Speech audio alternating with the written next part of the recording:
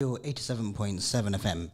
The studio line today, the studio line has always been the studio line is 0116 482 2086.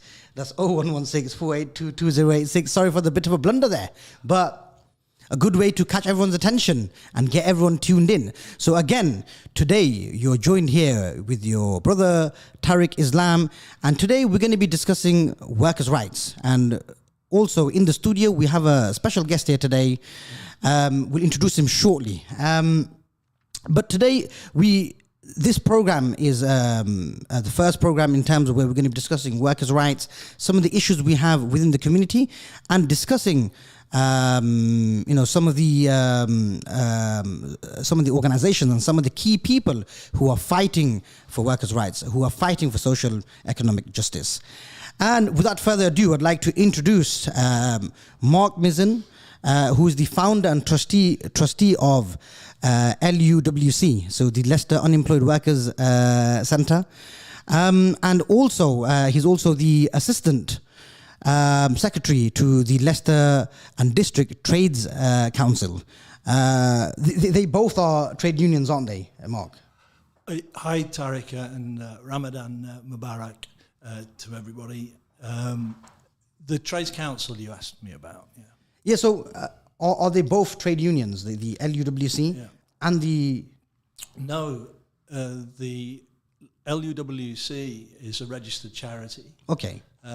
It's also what's called a company limited by guarantee. And it was set up as a charity by the local trade unionists who run the Leicester and District Trades Union Council and County Association. The Trades Council is made up of volunteer trade unionists from across the city and county who come together from various workplaces to discuss issues that affect them and their lives and the lives of their communities. It's an organisation that this year is celebrating its 150th year, and we're going to be holding an event, a special event at Highfield Centre on Melbourne Road this Sunday, the 1st of May, from 11 a.m. to 3 p.m, that you're all very welcome to come to. We do appreciate the time of year that it is, but it'd be lovely if you could come along. It's a free event. You'll meet people from trade unions across Leicester, as well as us having speakers nationally. Mark, I'd like to say, I consider you, and in reality you are a community champion. You've been working with the community for workers' rights, for social economic justice for many, many, many years. I also believe you actually also worked with the Highfield Centre before as well, where you were looking into various funding for the community and so on. Yeah, I've got a confession to make.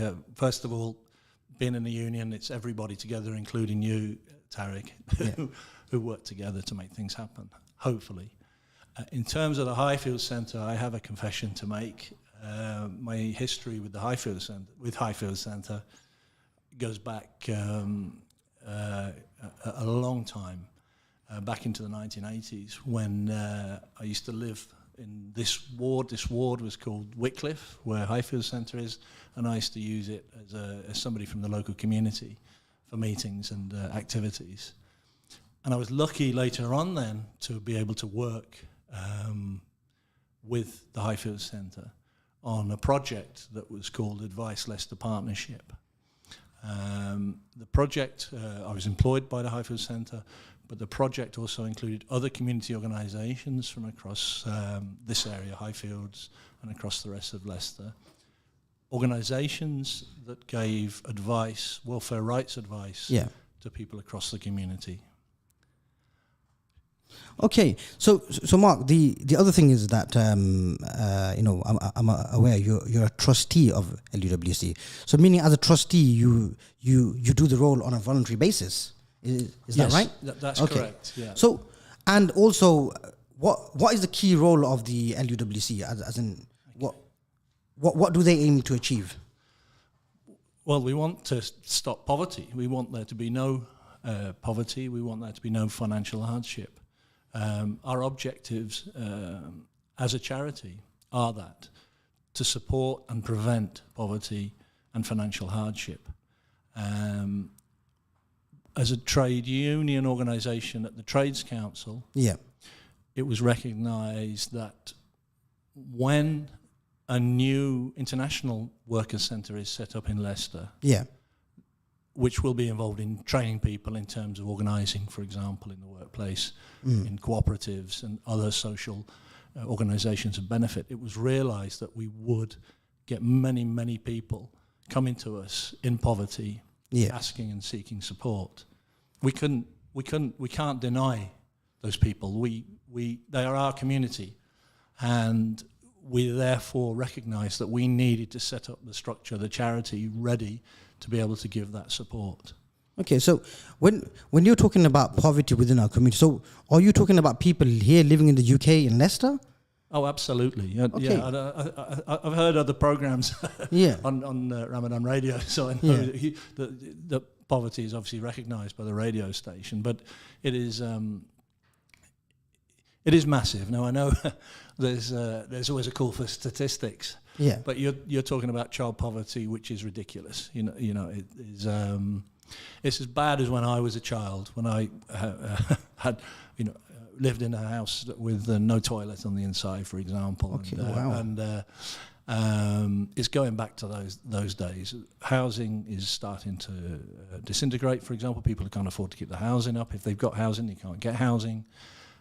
Pay is now worse than it's been in decades and is decreasing. Really? But minimum wage goes up. Does it not mean people are getting more money than before?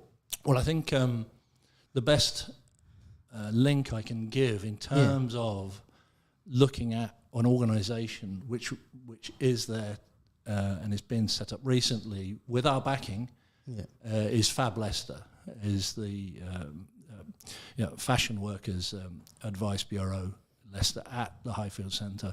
We recognise as a trades council, as a member of Trades Council, but I'm speaking now as a trustee, along with three other trustees who are fighters in the community.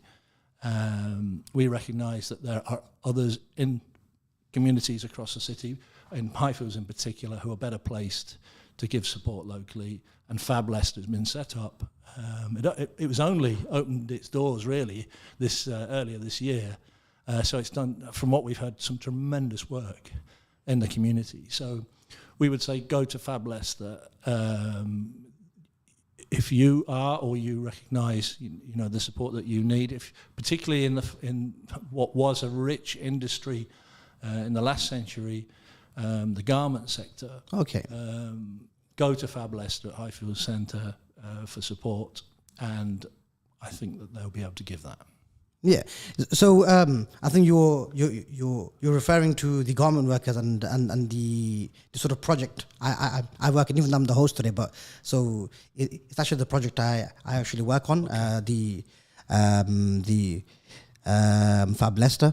But I want to actually, it's very interesting that you mentioned the poverty level has gone back to, or almost similar to, when you were young and the things that you went through, So was the garment, in terms of the garment industry, was it always like that, when you're growing up? No, it's been up and down. I mean, okay.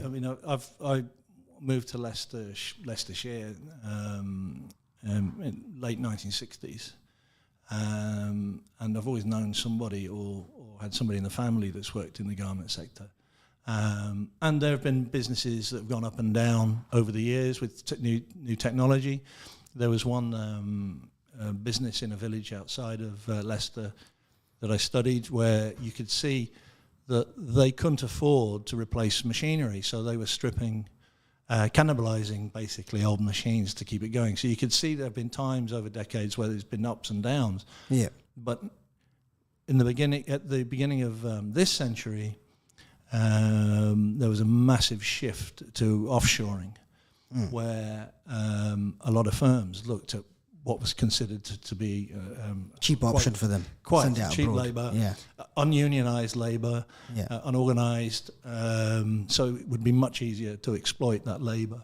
Whereas in Leicester, the majority of the workers were in a trade union, or they were under a trade union agreement. Okay. So a lot of people, if they're not in the union, their paying conditions would still be at trade union rates because that was the going rates in the industry, and you wouldn't get people wouldn't go to where the pay was so low. Mark, can I ask you that? So, what does a trade union do? As in, what do they do, or what's their benefit? As in, why should people how do they help, or how do they make a difference? A lot of us in the community, may not be members of a union.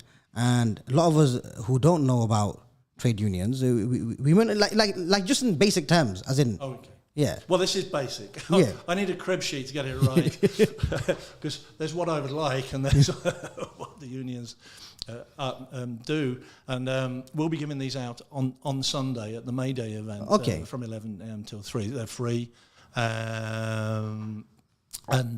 This is from the Trades Union Congress. And it is basically, and it says, unions' effectiveness is based on one core truth, that when a group of workers act and speak together, their employer has to listen. So whatever your work, please think about getting some mates together and joining a union. You can find out which is the right one for you, and then there's a website, TUC website. And that then goes into the realities that higher pay and better work benefits come along by collective bargaining, being treated with respect at work, and we've seen about the bullying in Leicester of some workers. And sorry, Mark. So with your unions you work with, are you only working with garment workers, or do unions only work with garment workers? Who do they work with? Yeah. No. It's any worker. Okay. So it includes religious people also who formed branches in some of the unions. Oh, okay, wow. But any worker can join a union, and there are many retired members, people who continue in the union to help others. So people who speak English, people who have nice jobs, as in, do they ever need to use unions? Does it benefit them as well? Of course. Oh. Okay, so then do people who know the language and so on, do they face could they face or do they face worker rights issues as well? Well, it may not be same as the garment workers, but well, there's two. I mean, there's two aspects to what. The Leicester Unemployed Workers Centre. Yeah. Has the view, which is the view of Fab Leicester. Yeah. That. The best way to tackle the poor work conditions and pay within the garment sector in Leicester is for people to join a trade union, and then collectively organise. Because what is happening, because of market forces, a lot of owners of small factory units feel forced to reduce the price because the enforcement agencies that are there haven't the resources or are unable to protect the workers themselves. So for us, being in a trade union gives a protection that isn't there otherwise. So collectively, people within the union, if people have the same language skills, to be able to share them, I mean, what would be tremendous, and what I was involved with when I was young, which was a little while ago, was to get trained up in the law, in health and safety legislation, for example, which as a worker is still there for our benefit. Although there have been a lot of employment law changes, which have kind of degraded the protections of workers, there are some that are still very strong.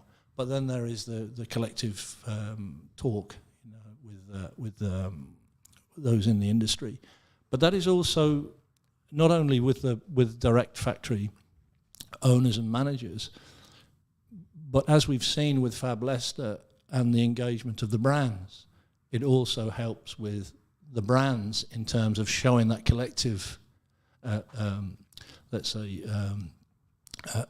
power to say to the brands, no, we need you as an industry to work for us and bring pay back to where it should be, because it is not correct that people are paid poverty wages. It is not normal. I mean, I've spent time in other places across the world and seen poverty and people being out on the streets, and that's going to happen again here quickly. I mean, there are people, obviously I live in the city centre, there are people who live there on the streets quite a bit, but you've seen it in places across the world where some of the brands have also been taking obviously orders, and you've seen the poverty, which is shocking if you're not used to it, but it can be easy to become conditioned to it, and I believe that the danger is we're going to go back to that in this country. Okay.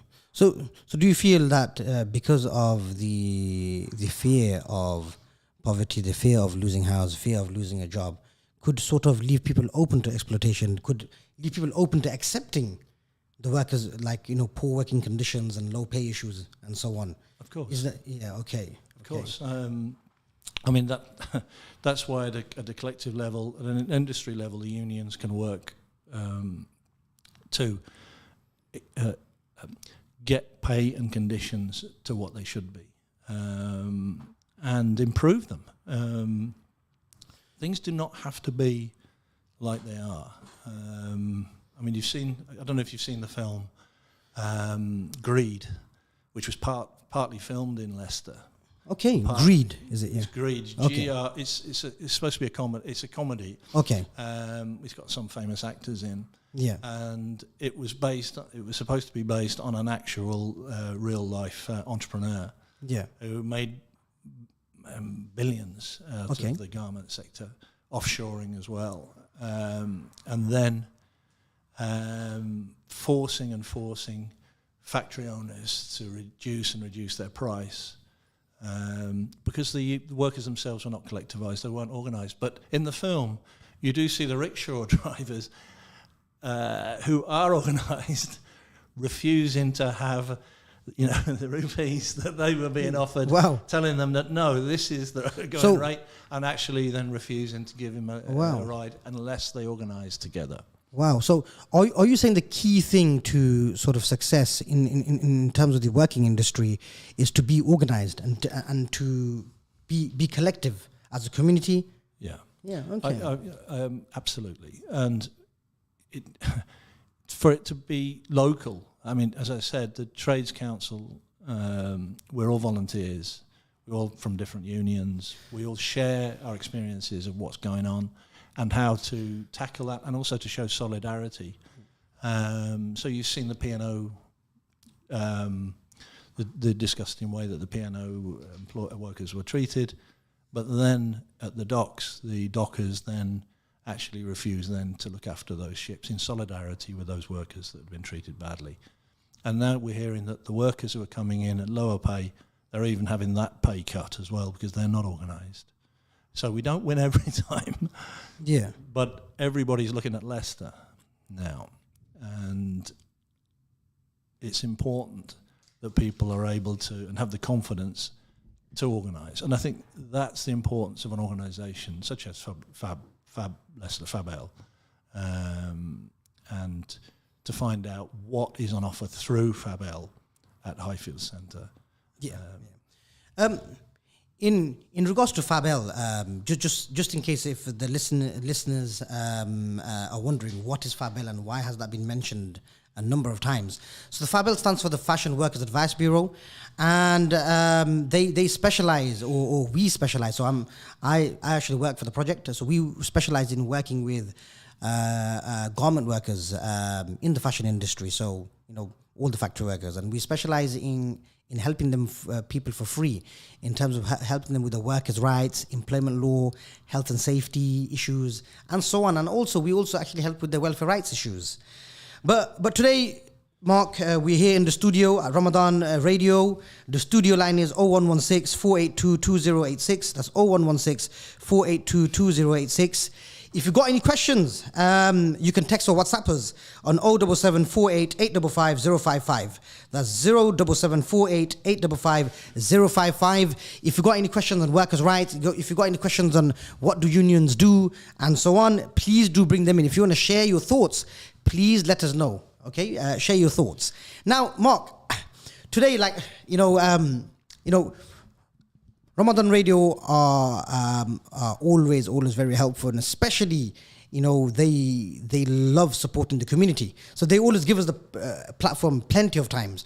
But today, we're really happy and honored to have you here, and we want to talk about you today. We want to learn more about you. So, Mark, I've actually known you for a number of years, and in the past 6 months, we've worked on things close together, where you've been mentoring myself and guiding myself as well, in terms of making a difference in the community.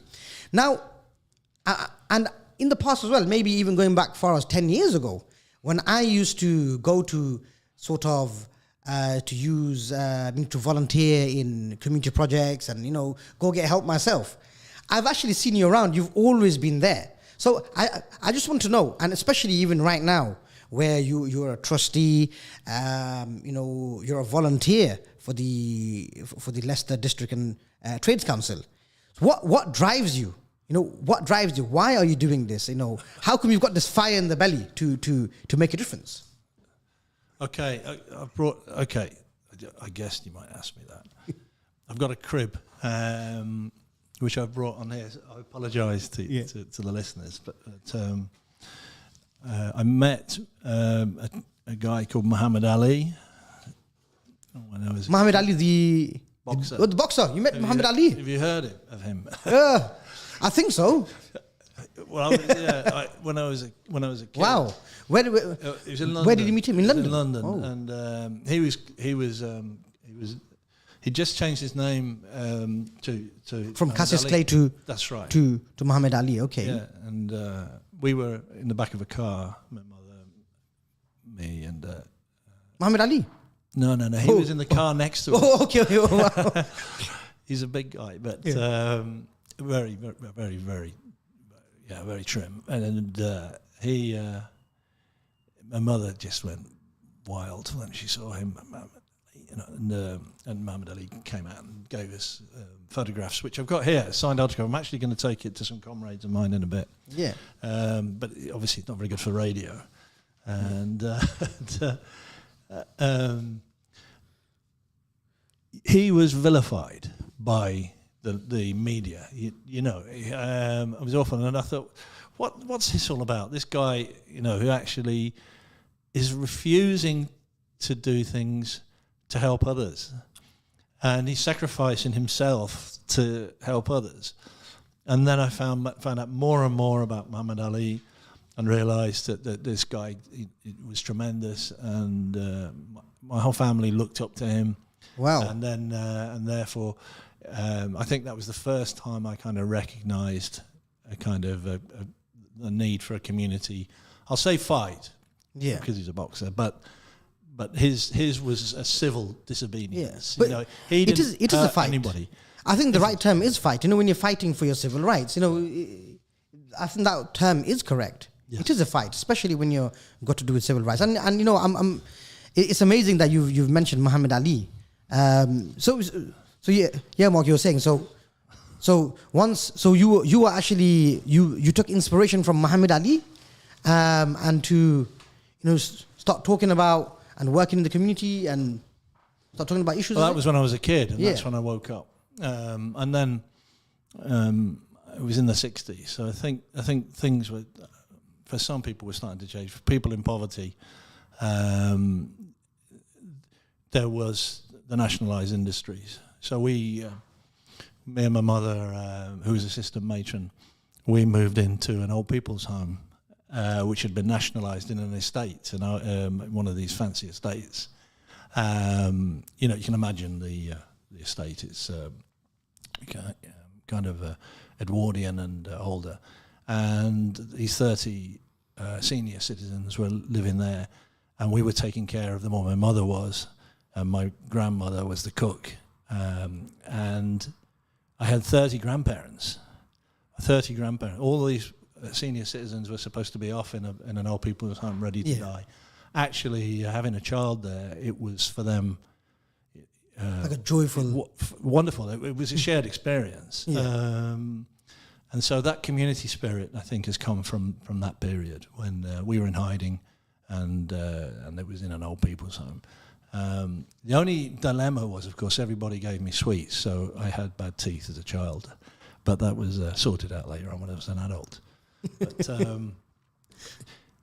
the care of, I think, that public ownership and the community there, for me, was vital.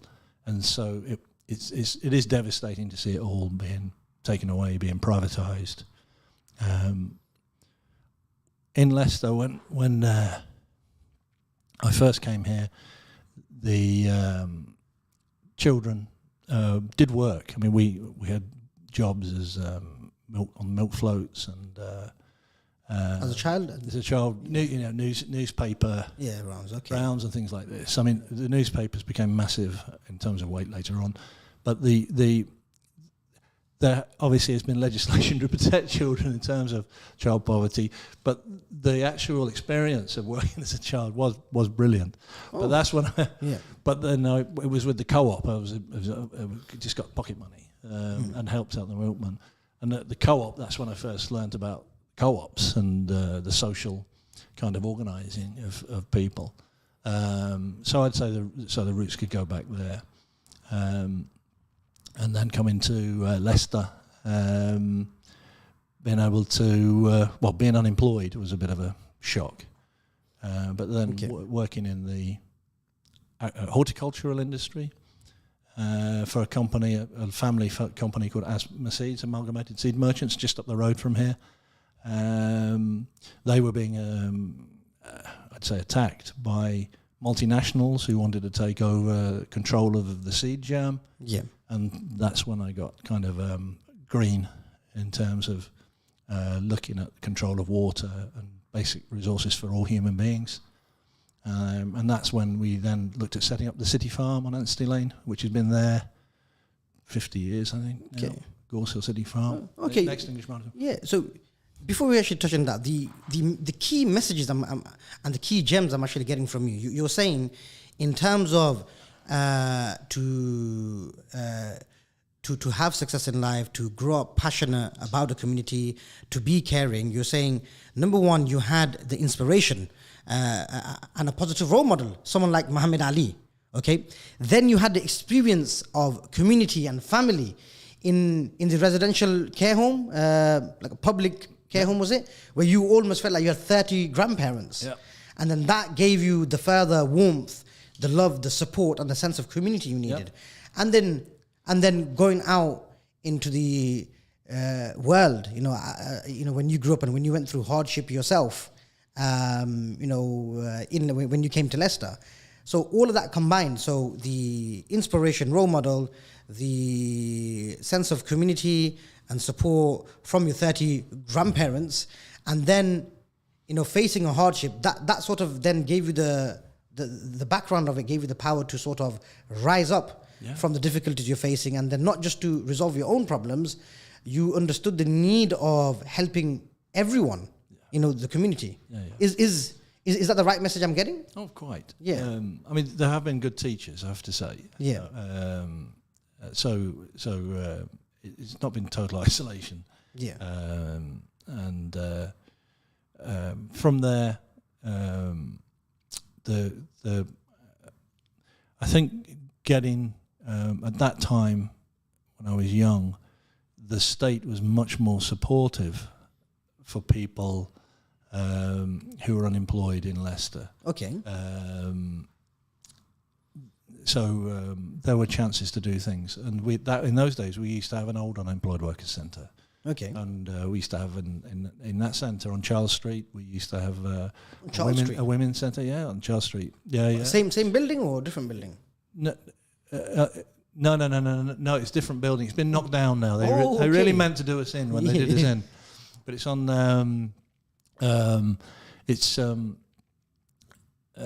trying to think how to describe it, but it's not there anymore. But it was there for over 10 years. Okay. So I was an unemployed user of it. Yeah. Then I became the caretaker on the low pay supplement they paid then because the pay was so poor. Yeah. But then the manager. But we had, for example, the African Caribbean Carnival was based there. They had their offices there. You know, the Women's Centre was based there. Advice Centre, welfare rights, and the rest. And it was a den for trade unionists to organise, and for the unemployed to actually be educated and to take up opportunities that were there.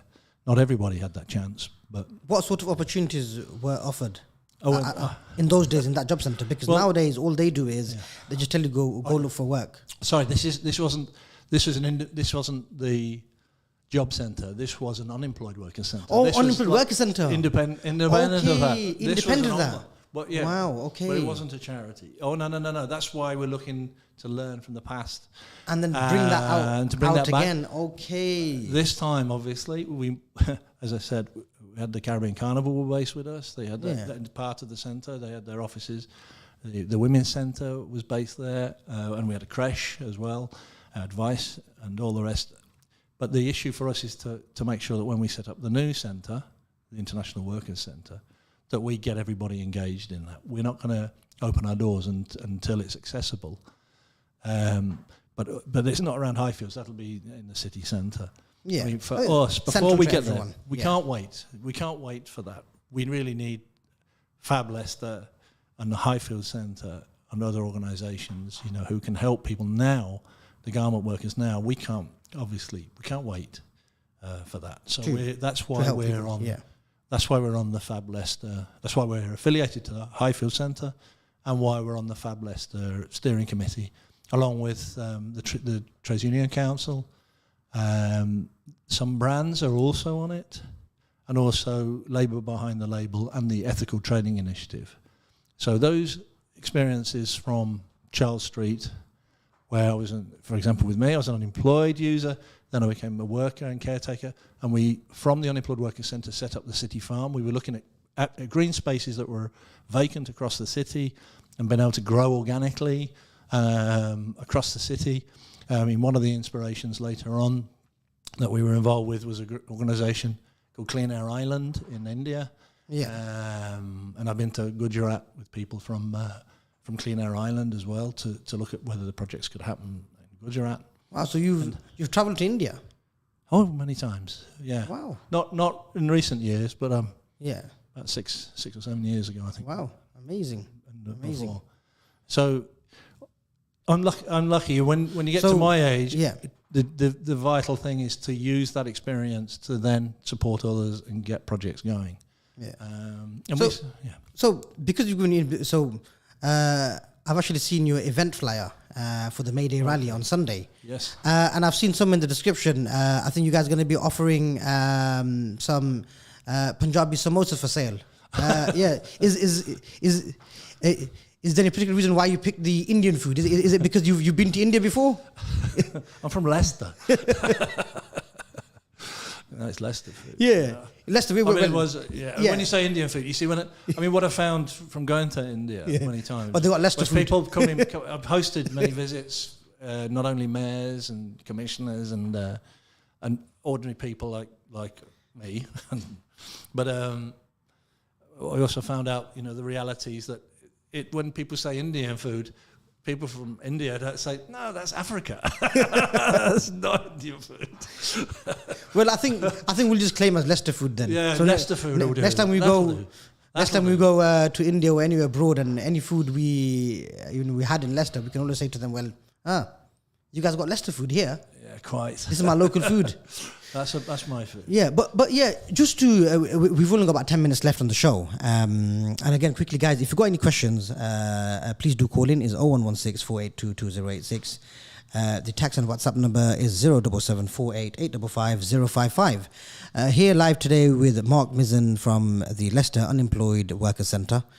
And we're in the last 10 minutes, so we would now like to focus on the event you're hosting, joint with the or has it been organised by the Leicester Trade District Council? Yeah. Or It's the Leicester in District Trades Union Council who've organised it, but obviously Highfield Centre have been obviously supportive. We've hired it from Highfield Centre. Yeah. And Okay, so we've invited Fab Leicester, and thank you we'll for coming. Yeah, I'll be there anyway. But there'll be speakers on a tremendous range of activities. Anti-racism, anti-fascism is one of the speakers earlier on. Two of our trustees who are involved directly with occupying public buildings that had refused to accept black and Asian people in. Wow, that's two of our trustees. One of our trustees is 93. The others. So could you? So we're gonna have attendees that have taken over buildings who are refusing. Oh yeah. Wow. And it's been legal in those days in the 60s. It was legal for public buildings to refuse people on the basis of where they were from, no way, or their colour of the skin, and people from the Trades Council, people who are trustees now of the Unemployed Workers Centre, were involved. With people from from the community. So the IWA was involved, and people like that, or members from that were involved. But no. There's quite a history that'll be there from. I think we've got about 15 or 16 speakers talking for short periods, and then later on, there's Amber Sunner, a local journalist. Well, she's from Highfield originally. She's a journalist. Okay. But her parents were workers in the garment sector, and Amber did a study for her masters, I think it was, in journalism. Yeah. And we've invited her to speak later on. Priya Thamothram, who's been on here. Priya will be speaking, thankfully, because Priya has been heavily involved in obviously the setting up of Fab Leicester, and before that, when we would try and desperately to get resources for far more community organisations across Highfields, and that was one of our greatest kind of upsets, I think, for the Unemployed Workers Centre. And then, of course, we've got one of the general secretaries of one of the big trade unions that's giving some funds to Fab Leicester, and that's Gary Smith from the GMB, the General Municipal and Boilermakers Union. I mean, the other union that's given support to Fab Leicester, I've got to say, is Unite. And there will be a Unite community stall there as well as a GMB stall. Okay, so this event sounds to me like a lot of people with the fire in the belly, activists, community rights champions, civil rights champions, all for the cause, for the people. Well, it's going to be a combination. We'll also have 150 balloons to celebrate 150 years of the Trades Council. People want to relax, on a day of such as that. So it won't be. We're not going to heavy. It's not going to end up in a march. You'll be dripping. You just come in. I don't know, but just come in and relax and come and talk to people. There will be some art and games. On our Unemployed Workers Centre Trades Council, so we'll have the poverty snakes and ladders, which children do like. Usually it's poverty snakes and ladders. You've got to see it. You've got to see it to believe it. But it's all the steps in life to try and get a job that's paid. Wow, that sounds very interesting. And then you've got obviously being unemployed and the rest. Yeah, very, very interesting. So with the event on Sunday, is it open to all? Is there a fee to pay or no fee? Please come in. There's a banner on Melbourne Road, hopefully at the moment, with welcome, come in. There will be balloons along the front of Melbourne Road there as well. Yeah. We're also pleased that if you've not been to Highfield Centre for a while, that there will be tours of Highfield Centre. It is amazing. I talk to people who remember it from 25, 30 years ago, and just how it's changed, how, after community control, it has survived the public sector cuts, and what it is now. That's tremendous. When it's one of the few centres like that now across the country. Others have been cut tremendously, but The other organisation, which we've great respect for, of course, is the Race Equality Centre, which is also based in there.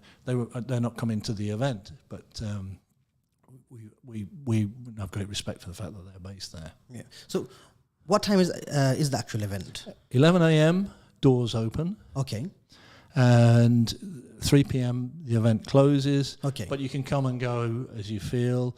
Yeah. The speakers, it'll be either will be there, the community radio FM. Yeah. They'll be hosting there'll be 5-minute slots for speakers talking about a variety of areas that are of concern for ordinary working people in Leicester. So one speaker's on the NHS, for example, and that's a kind of 5-minute slot. And then for the last hour, there is a debate and a round table with Gary Smith from the GMB and Amber Summer, as I said, and Priya.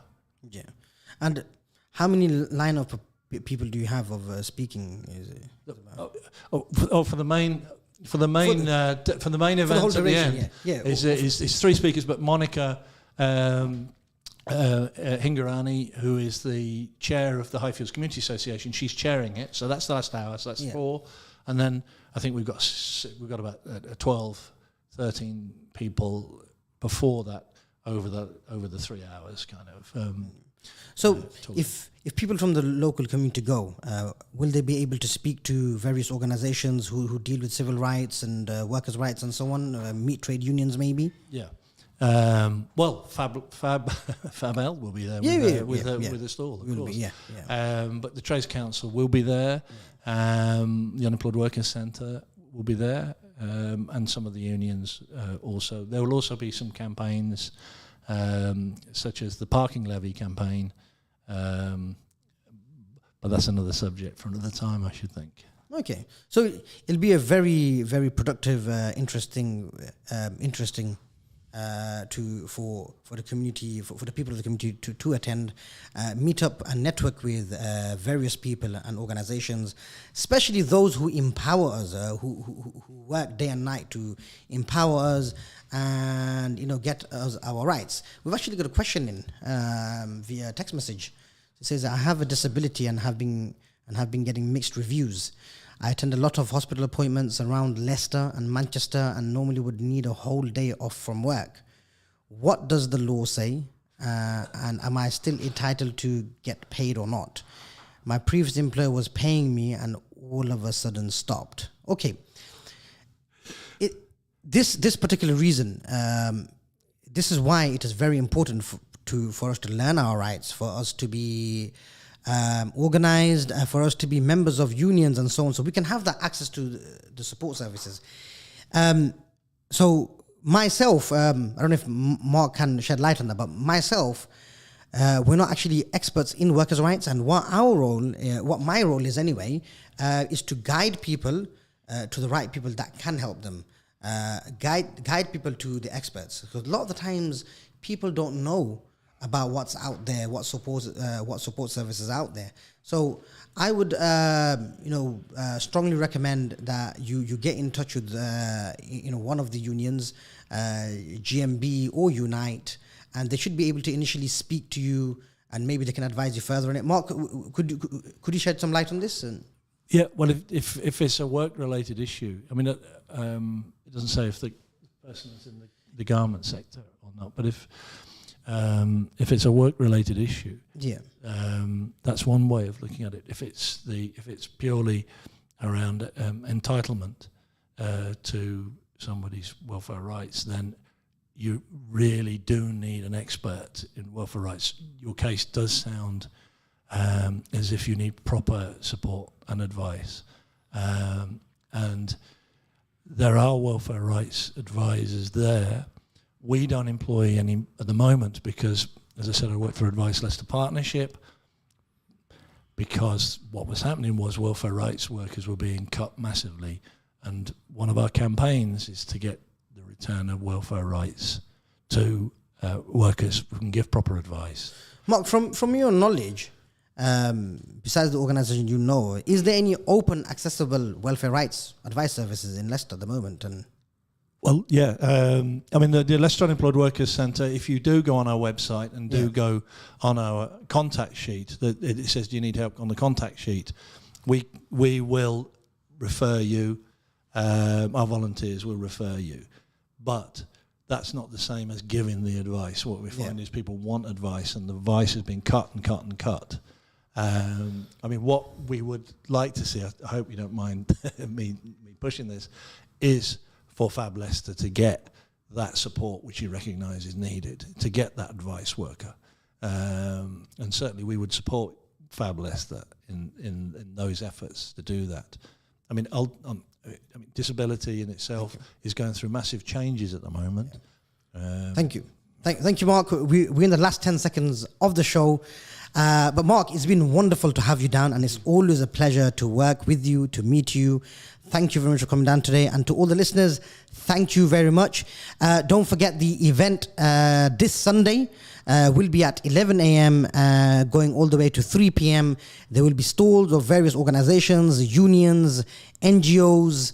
They'll also be selling food and fun activities for children, arts and crafts, fun activities. So make sure you do come down and participate. Thank you very much.